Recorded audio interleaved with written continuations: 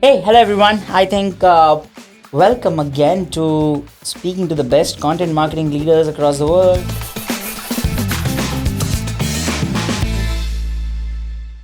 I am streaming in from New York again. It's a delight to have Verrion Wright uh, in the studio with us today. Hello, Verrion. Hello, hi. I think just a quick introduction about Varian. He's currently the director of content strategy and development at Big ID.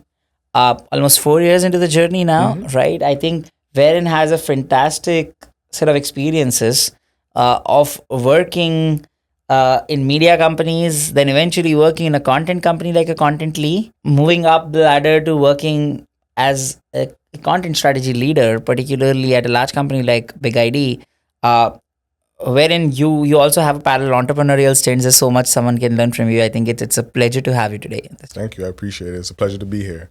Super. So I think I just gave like a small gist of whatever planned introduction I had in mind for you. hmm But I love you to kind of give more idea about knowing Varian as a person, right?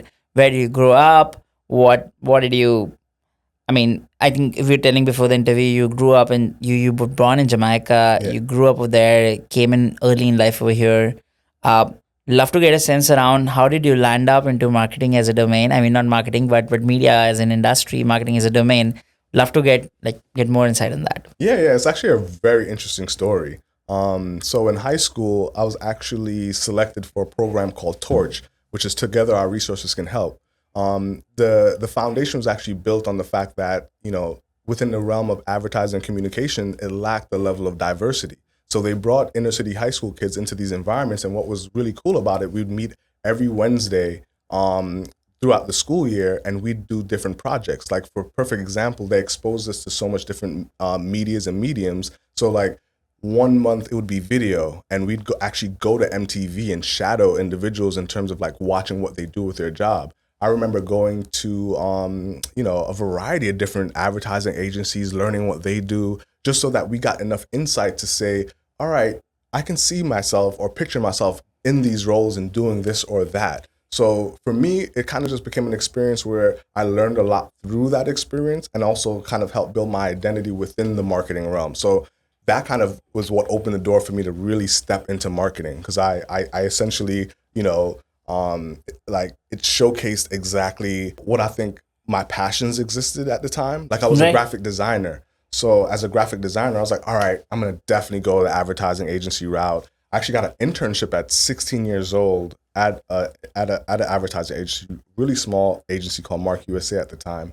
And I also learned in the process that actually I did not want to be a graphic designer. I felt as though like, you know, the job itself consisted of creativity, but at the end of the day, it wasn't as creative as I thought. There's a lot of restrictions as it comes to your own designs and Yeah. your own perception of what like that ad should look like. So I kind of naturally kind of gravitated away from graphic design. And I went to school and I did business economics and Africana studies. But in the process, I actually got another internship through the program where I worked for a small jewelry company, and that's where I got my start and my foray into like SEO and content and how to leverage SEO to kind of like drive more leads and create more sales. So that's kind of like how this journey essentially started.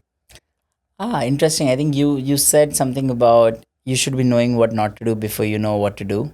And I think what not to do is what you just mentioned about not being a graphic designer. That's a very important part of when someone chooses their career, right? That journey hmm particularly. When love to get a sense around how are these content journeys, especially the last 2 ones. Contently was an interesting part. I think Contently early in time, but they kind of were like probably the first big content company that existed who kind of pioneering content marketing as a space via hmm platform, via the talent marketplace. Very interesting company. I've been following Contently for a while. Yeah. Yep. Followed by Big ID, which has been almost 4 years over there. Someone who comes from a media background, right? One, how was content in a content company? First of all, I love to get a sense around that. Like, how did you content market yourself in a content marketing company? Basically, Well, that would be interesting. And then second part would be about Big ID. Love to get a sense around the B2B journey entirely because you didn't come from a background like that, right? So how did you grow up the ladder? Almost 4 years there, you've grown up like three positions over there. So yeah. No, totally. I think from the Contently realm, that was actually very, very different, right? Like throughout my career, I've actually held on to a variety of different roles within marketing. So you're talking about, I was director of field marketing. I was, a marketing manager senior marketing manager at Komodo, which was a, data protection company at the time. So content wasn't necessarily something that I foundationally did. I would navigate a lot of it. And, as I progressed through my career, I started to lean more into content. So like when I was at GEP, which was a procurement and supply chain solution, I was the one that was writing all of the abstracts for the webinars. I was, rolling up my sleeves, getting everybody under a project management system and get everyone in terms of efficiency.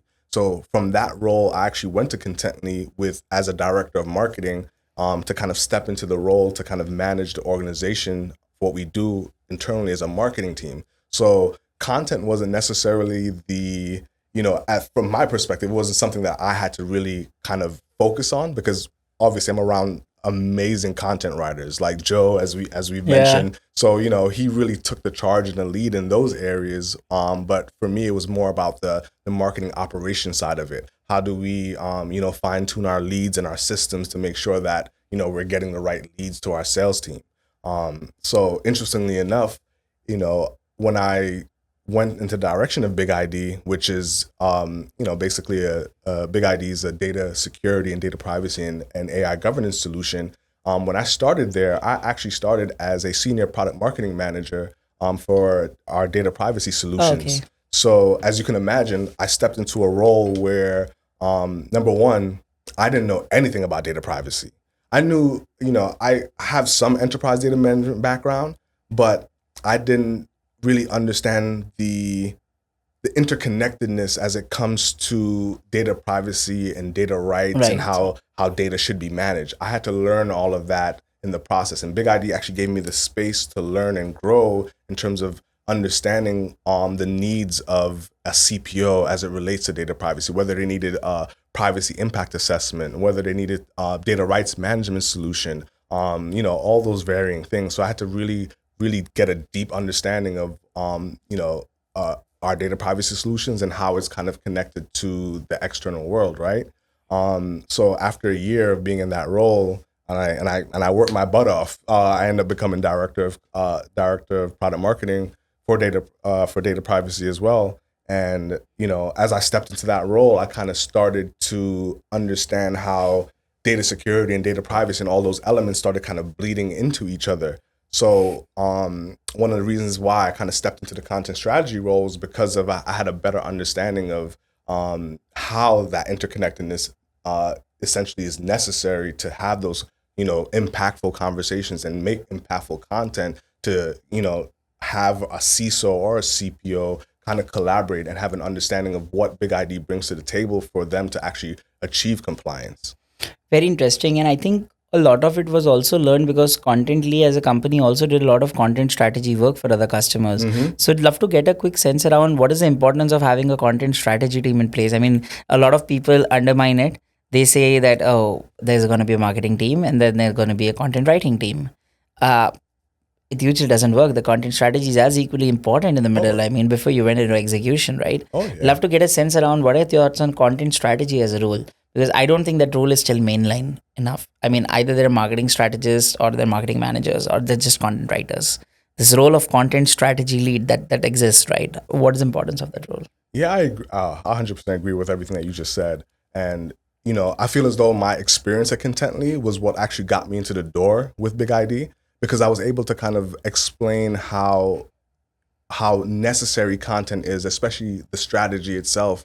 And I remember, emailing my boss Sarah and emailing Dimitri, our CEO, and like you can see it, like literally a 4-page letter, kind of explaining like this is what we could do from a content strategy standpoint, and we need to kind of do more videos because videos are more impactful. Giving them actual numbers, it's 300% more impactful if you're able to kind of create all these different mediums and put them in all these different channels. So that's kind of what got me through the door, but it's also what gave me such a good understanding of content as a whole. Being at Contently showed me everything from start to finish, right? From ideation to optimization. And and everything in between. So, when I stepped into this role, especially the content strategy role, I kind of had to, obviously gradually take a step back because I was really focused on data privacy. So now I had to kind of take a look at the entire ecosystem from the security standpoint, from the government standpoint, and say, okay, what is it that, these, our consumers need, our prospects need, and really kind of like craft that strategy, to their pain points, because this ecosystem is very different than most, right? And I'll be completely honest about it. There's nothing easy about a content strategy within data privacy, security, and governance because of the fact that there's so many layers as it relates to cybersecurity frameworks, data privacy regulations. Now you're talking about data privacy regulations that exist globally in so many different countries, and even state to state, that an organization that's managing data has to kind of take a look at, because essentially they have to protect that data and do it in a way that's in compliance, or they will be fined. So essentially, like, it's a game that you lose very easily if you don't do the right things in this space. But when it comes to the content strategy as a whole, though, at Big ID, it's really like, it's the guiding light, essentially, right? Because most people in this day and age are kind of like, I look at it as like you're kind of driving blindly. Yeah. And if you don't kind of focus your strategy around your business goals, I feel as though people tend to, deviate and essentially make content that's not really relevant to our ecosystem. And, I look at it from the perspective of, the content that my team creates is really focused on those particular pain points, right? And there's so many different pain points. And I can give you like one example of a pain point, right? Like GDPR, is the EU's data privacy law. Yeah. And mostly all of the privacy laws have a segment where they talk about data minimization in terms of reducing the amount of data in your data ecosystem. So by law, technically, you have to delete that data and remove it to stay in compliance. So what I then do is we talk about data minimization, data deletion. We talk about it in many different varying ways because people interpret it differently. A CISO interprets data minimization differently than a CPO would view it. So you kind of have to talk to them in their own language and talk to them through their persona and their own pain points.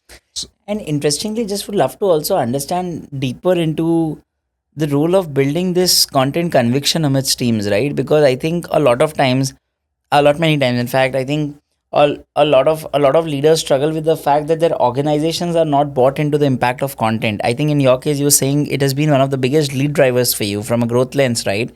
Would love to focus one on this growth lever driver and then partly on the SEO side of content. I'm not saying the technical side of SEO, but maybe the content side of SEO that you own up today. How have you seen that shift also playing a big role? Because I think if that is working, then that helps you build content conviction with your leadership to fetch in budgets for what you want to do next, right? Mm-hmm. So how does that flywheel plan for you? Yeah, our strategy is really focused on we're a startup, so we're lean and mean, right? So part of it is like we have to do things that that can't be too costly. And the reality is SEO is the most efficient strategy you can have because it's about your time and your energy in terms of what you can produce. Right. Once you understand what it is that's happening in your ecosystem and what people are really looking for, like for us now, like data security posture management is like a top keyword for us. Right. And more people are starting to, take more notice of the fact that they need a data security posture management solution. So, part of our strategy is covering everything that relates to data security posture management, whether it's like, the term just improve security posture, right, versus data security posture management, or, just posture or just risk posture management. So there's varying ways that people look at things, and we kind of just have to write content through those lenses for them so that they can be connected to the brand itself. Interesting. And I think would love to get a sense around how have you been able to build teams around this? Because like you said, right, you're also now planning to expand your content strategy team. You have writers in that case, right? You have some agencies that work with you. How over the last 4 years at Big Idea have you been able to figure out what's the right balance of a team that I need to have with the right kind of talent that's there in the team? Are you only taking subject matter experts who understand your space really well? Because that's very tough to kind of get in. What do you mean? Sorry. So say for example, the people that you have on your team, right now, it's very difficult to kind of get the right subject matter experts, Um, particularly full time, to kind of write in a category like yours, because it's the CISOs reading it. They just don't want a Wikipedia dump of information coming out, right? mhm. So how do you go about hiring the right people, building the right team in this case? Yeah, that's actually one of the most interesting things because it does take a certain type of personality, especially in this space. You kind of like I'm a very passionate person, so for me, like when I put my heart into something, regardless of if it's poetry, my books, work, I'm giving my 110%, right? So like when my team, I want that same passion because for you to do a good job, you Right. kind of have to get up every day wanting to, and Yeah. also wanting to learn and wanting to grow. That's one of the biggest things that I like in anyone that I hire is that there's a willingness to learn. The willingness to grow is the most important I think it's also thing. the willingness to unlearn. That as well. Yeah, Yeah. 100%. Because there are tendencies that we have that Yeah. we kind of have to take a look at and say, all right, is this holding me back? And in this space, like you mentioned, you don't have as much access to thought leaders. Like, our thought leaders within our organizations are, in Big ID, they're traveling, they're doing all these different things. Yeah. And they're, so essentially yes, we lean on them to some extent, but the reality is we have to then become our own thought On thought leaders. leaders. And by becoming our own thought leaders, then we're creating our own brand voice, and that's kind of what I've been doing over time. To the point where I'm actually in the process of getting my CIPM, which is a privacy management certification. So I'm actually taking that step to not only highlight the fact that beyond the content strategy, I'm really trying to be a thought leader as well. Right. Interesting. I think that's super fun. So I think we got to know Verrion as a person. We got to know Verrion as a professional. Thanks for that, right? Mm-hmm. You've also had an entrepreneurial stint. So what about Verrion as an entrepreneur, right? You and your wife started this comic book company. I mean, not comic book, it's a children's book company. Yeah. It's called Wright Publications. Speak more about that. I mean, it's very interesting for people to also understand how do you kind of convert your profession into like passion into profession. Basically, I'm not saying profession maybe, Yeah. but kind of a sidekick in some sense where that's what makes you get joy, right? So love to get a sense around that. Yeah, definitely. And joy is definitely the word because that's kind of what created Wright Publishing, right? So I have a 10-year-old daughter. When she was first born, this was something that my wife and I have always talked about, potentially doing children's books. But when she was born, I felt like it made it easier because, we're watching her learn, we're watching her grow. There's different kind of books that we're reading, and we're like, you know what? We can actually start creating things in this space. So the first book that we actually created was Dumpy the Clumsy Dinosaur. And it was just a very, light rhyming book that helps kids around like 2 or 3 learn to read because that was part of the process. Like my wife was all about, creating books that were well done, but also educational. And even to the last book that we did was, it's called Lance and the Ants That Dance. And one of the most interesting things about that book is she really wanted to bring books to life that had a sense of magic, right? Especially because, people of color, I feel as though like when we create children's books, it's always on a particular topic that a child needs to learn versus just like, let's just bring the magic out of that child, right? I mean, you don't need to kind of have a purpose for everything. You can just make fun. I mean, just be exactly. joyous. Just be human. Just be, we don't have to. Not everything needs to have a purpose. Exactly, right? Exactly. So Lance and the Ants That Dance is really focused on a little black boy that loves insects. And he would bring them into the house and his mom was like, all right, I'm not having this. This is nuts. No, so she buys him an ant farm and he loves his ant farm. But every night, the ants come to life and start dancing. So he got his magnifying glasses and started realizing, oh my God, my ants dance. And each night in the book, it covers a different genre of dance from hip hop to ballet in a very rhythmic way. And my wife's illustrations were amazing, absolutely beautiful. And then the way that I was able to kind of craft the content, it came out so good. Like it's one of the books I think that we're so proud of, to be honest with you. That is super cool, man. I think found the true calling. And if I were to also kind of speak about one topic that I think is not spoken too much of in general, is about, and sorry, I'm asking you this, you can just choose not to answer this as well. But I would want to kind of also speak a bit more about the representation of minorities, particularly. To be very honest, I've not seen a lot of a lot of black males, particularly in the marketing domain. I speak to so many marketeers every single day, right? Yeah. It's very good to see someone coming from that side of things, right? Uh, Love to get a sense around about the representation and the diversity that's been built on uh, for minorities in the marketing domain as a whole. I mean, there's less personal views that I'm trying to seek from you, if you have any. No, definitely. I mean, as I mentioned before about the Torch program, and this was when I was in high school. So you're talking about 1999. Yeah. So this was 20 some odd years ago, and essentially, that program was built because there was a lack of representation, and and through my lenses, what I see is, not much has just really realistically changed from that point in time. I feel as though, I almost identify myself as a unicorn because, like you said, I don't come across other black males that are in marketing or in, just in content strategy and development as a whole either. So I mean, it's not mainstream still. Yeah, no, I totally understand. But just digital marketing, just any form of marketing. Yeah. I've always kind of been the that one minority that kind of exists in a lot of these spaces. So, I think that we still have ways to go in terms of having that level of representation, and I think it's a necessary thing because the thing about marketing and content strategy and all these different things, the varying array of perspectives is what I think kind of drives good business. And I think people kind of underplay how important that is. And one of the things that I can actually attest to, at Big ID, my marketing department specifically is one of the most diverse teams I've ever been on. And I kid you not, like the most diverse team I've ever been on, whether it's, African American, Asian, white, you name it. We're a mixed bag. And it's cool. One of the most beautiful teams I've been on because everyone, number one, respects each other. We appreciate each other's effort and time and the energy that we put into the work. I've never been a part of a team this efficient, but the fact that it's also the most diverse team I've ever been on lets me know that brings a certain element that needs to kind of exist in this space today.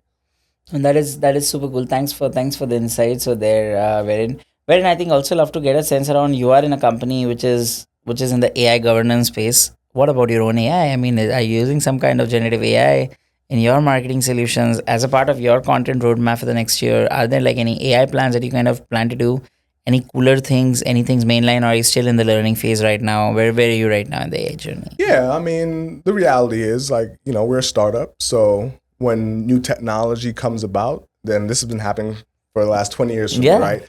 Every 5 years, something new comes about and you have to figure out how to use it. Remember, 20 years ago, there was no SEM rush. You had to do SEO by basically hand if you want to really get serious. So, when generative AI kind of came about, obviously dabbling with it and kind of getting an understanding of it, I think we utilize it in a way that, obviously it needs human elements because you can't just push out that content. And I've tested it in the sense of saying like, I would write something on a particular regulation and then have ChatGPT to spit something out. And there are so many missing pieces that were not like together. And without that human intervention, you wouldn't have the right story or right fluidity.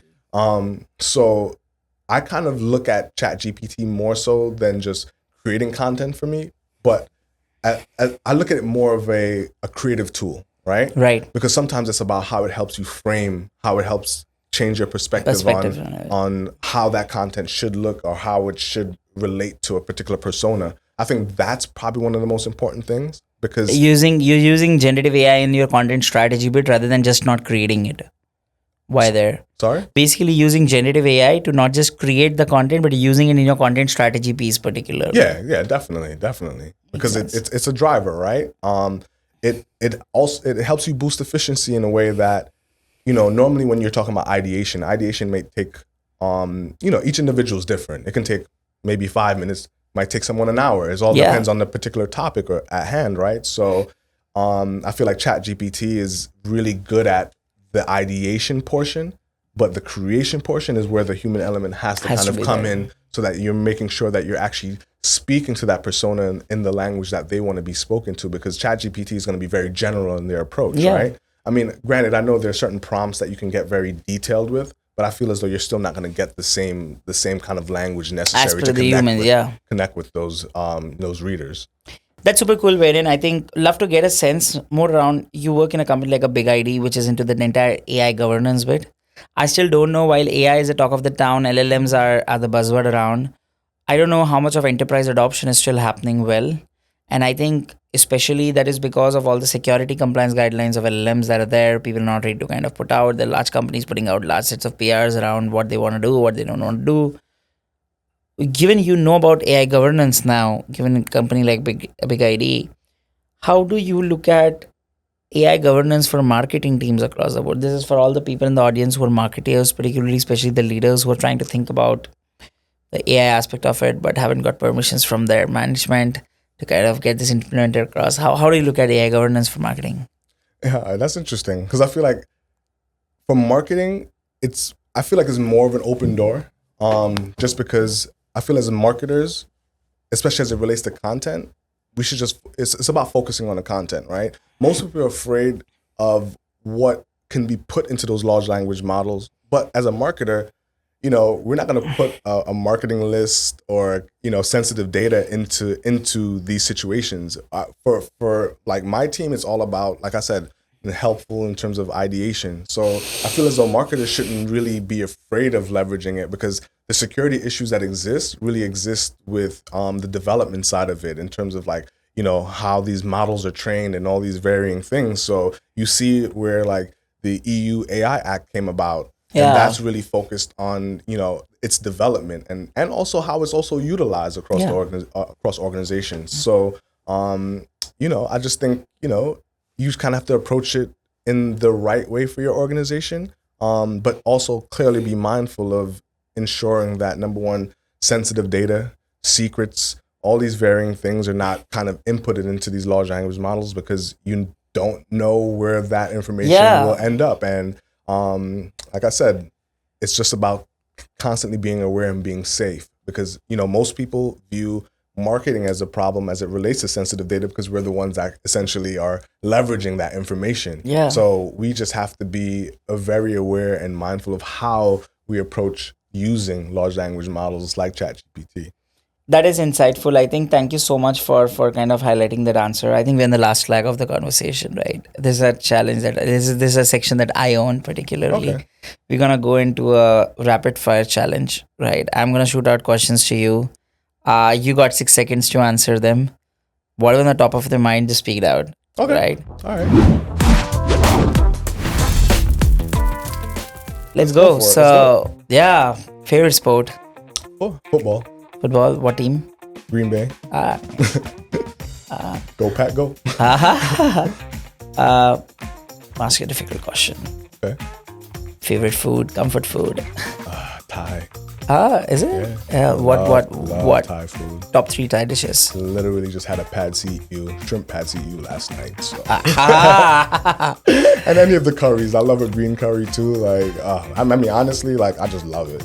Like, Okay. I plan to go to Thailand specifically for the food.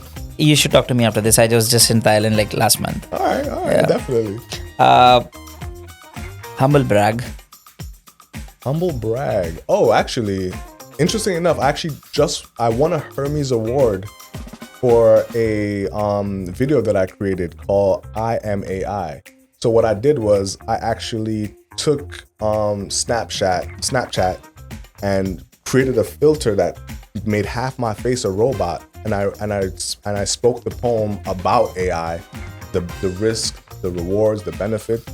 It's a very interesting piece. And I'm gonna see this the after Hermes this. Awards literally only validated it for me. And interestingly enough, this is one of the elements I was gonna explain to you is like, what's gonna separate marketers in the future? Because technology is gonna play a pivotal role in everything we do. Right. It's their ability to be creative and create content that's gonna stand out. And that is actually a perfect example. I And the cannot Hermes agree Award to only more. validated for me. And moving forward, I intend to use my gifts and my skills to kind of create and shift content in a way that's as impactful as what I had created earlier in the year. No, I think I cannot agree to you more because I think the question that people are asking about, hey, is AI going to take your jobs? No, but AI going to take the jobs of people who don't know how to use AI. I mean, that's how I articulated it. Yeah. Yeah. Yep. Oh, next few questions, right? Top 3 tabs always open on your laptop, Top 3 tabs. except for the G Suite. Oh man. HighSpot. I use HighSpot. What is HighSpot? So HighSpot is basically a content management system. Oh, okay. So we pretty much put all of our assets there, and it Okay. allows the sales team to, can Look it up. pitch and do all things with the content. So Makes sense. It's a great one. And it's always G Suite. But yeah. Outside of that, I'm at IAPP a lot. Just getting because the landscape's always evolving, so you kind of want to know what's going on a Yeah. privacy standpoint. For the audiences, what's IAPP? You should explain. So IAPP is basically is the de facto privacy organization. They're the one that actually have the certifications for privacy management and all these varying things. Yeah. So That's if you want to anything related to privacy, they're the place to go. I mean, to be honest with you, I'm always looking at the news because the news. Which news platform do you use? Yahoo News? Yeah. Actually, I use Google. You use Google News. Yeah, the Google News. yeah, because the news feed is important, right? And I've crafted it for me specifically because one of the things as a content strategy, as part of my content strategy is, with the ecosystem moving so fast, you have to be on top of it. There are breaches, there's fines, there are things that's coming up that essentially are helpful for our sales team to then have conversations. So one of the things that I do is something will hit the news. I will literally take it, extract it, and then relate it to content that we've created and then push it back to the sales team and say, this just happened in the news. You can then talk to particular prospects about this particular topic, use this asset to get your foot through the door. And that's relevance. That's timely. That's what allows you to kind of intercept deals because you're now talking about the things that matter in real time. Yeah. Okay. I'm going to ask you about what's your favorite holiday destination? My favorite holiday destination? That's an interesting. I mean, honestly, any part of the Caribbean. I'm Jamaican, so like a beach is home to me. Just even hearing the ocean is like, it brings me so much peace. So, yeah. If not in the content role, what would you be doing? Ooh, that's an interesting one. If I was just like totally away from marketing as a whole, I probably would do music. I probably would like to write top 3 R&B albums? songs, rap, country. I'm just a writer in general, so that's one of the things I've always kind of been passionate about, but I've never like gone down the road of exploring. But if I wasn't in this space, I think that's the route I would have went. Well, that's good. So now we know Verrion is a car singer. A bad one, but that's okay. I mean, you write well, so that's not a problem. But last one, Verrion, first thing that comes to your mind, let me put it this way. Top 3 adjectives that come to your mind when you think of Big ID, and say top 3 adjectives that come to your mind when you think of Contently. Adjectives. Oh, adjectives. Okay. In the content space, man. All right. Yes. Adjectives I would describe both would be, caring, fun. I feel like I really gotta think about that. Seems like someone's having not a good time at work. I think in both those spaces, like creativity was a big thing, right? I think, both companies are very creative in their approach. Yeah. I think, there's a deep acceptance for being different through creativity, and I think that's like a huge thing. Like even like they have a high content conviction, basically. Oh yeah. Because Contently, like I remember, like there's a particular commercial that I swear, first time I saw it, me and my wife were dying with laughter. But there's not that many companies that are willing to do a commercial and don't realize like the impact of those things, because you can't necessarily quantify the joy or the sadness or the happiness that someone gets from the content that you create. Yeah. That you're building a connection in a way that I think most people are kind of deviate away from. If there's no metrics tied to it, most people don't want to do it. But like that, my I am AI piece, right?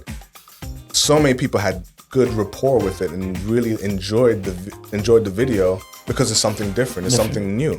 So that's kind of where you need to kind of take things. That is super cool. Thank you so much, Verrion. Thanks for being a lovely guest. Definitely. I hope you had fun as well. Yeah, I did. I appreciate it. It was fun chatting with you, getting good norms of content strategy. Maybe like more on this, the content conviction part of it. I really love the part where you explain about the minority representation in marketing, particularly. That's going to help a lot of people out there. But thank you so much for doing this. It was lovely hosting you, and yeah, thank you. I appreciate it. This was definitely fun. Yeah. I would definitely do it again. Okay, perfect.